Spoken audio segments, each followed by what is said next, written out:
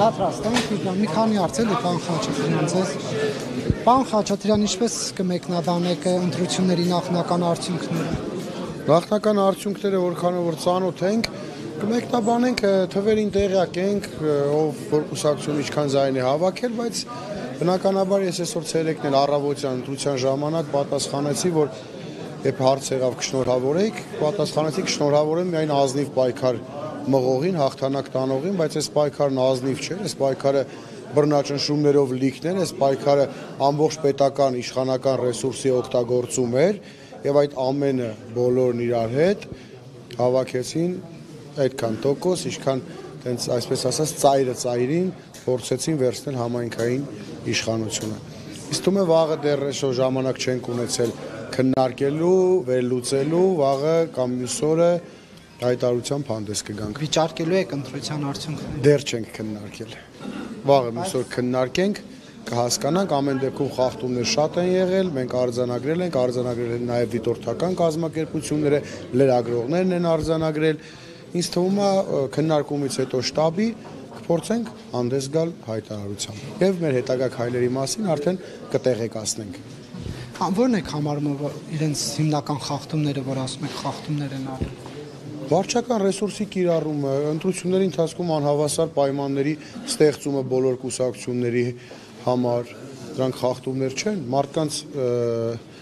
բռնի, այսպես ասած, աշխատանքից ազատումը, աշխատանքից ազատման դիմում գրելու հորդորները, դրանք ամբողջը ընտրության վրա իրենց ազդեցություն են ունեցել, չէ՞։ Թե հենց այսօր էլ բուն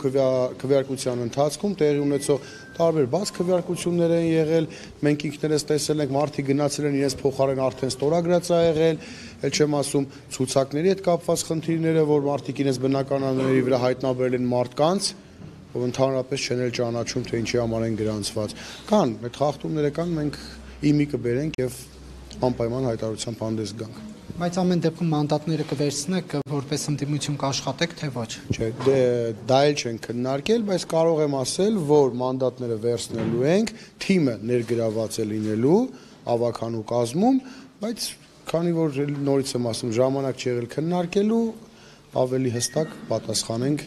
1 կամ 2 օրից, բայց վերցնելու ենք, այո, թիմը անպայման ներգրաված է լինելու, որտեղ վաղաշապատցիները մոտ 10,000 մի փոքր ավել ձայն են տվել հաղթանակ դաշինքին եւ հաղթանակ դաշինքը պետք է ներգրաված լինի եւ իր աշխատանքով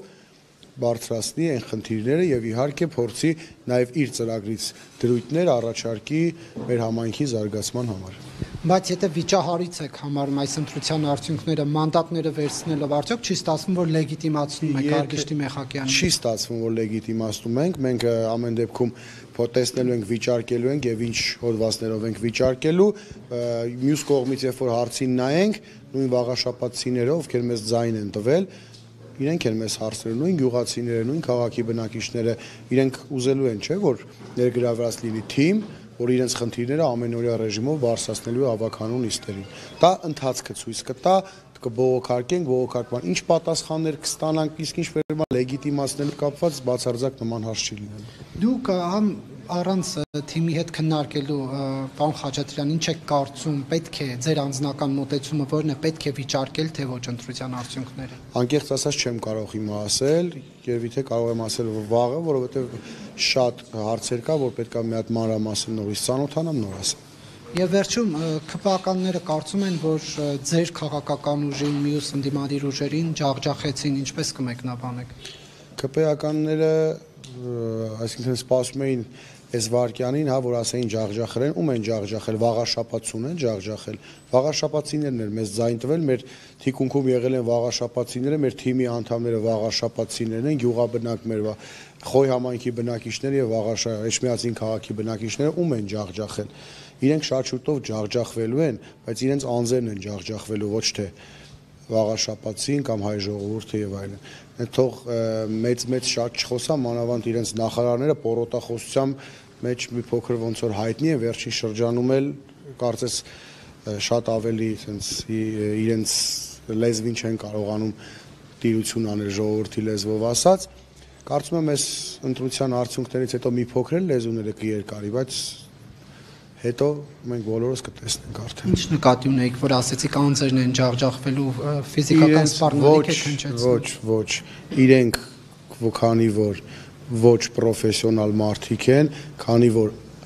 ազգային արժեքները ուրացող մարդիկ են, նման մարդիկ, իհարկե ոչ ֆիզիկապես, չպետք է լինեն պետական պաշտոններում։ Խոսքը դրա մասին է։ Իսկ ինչ վերաբերում է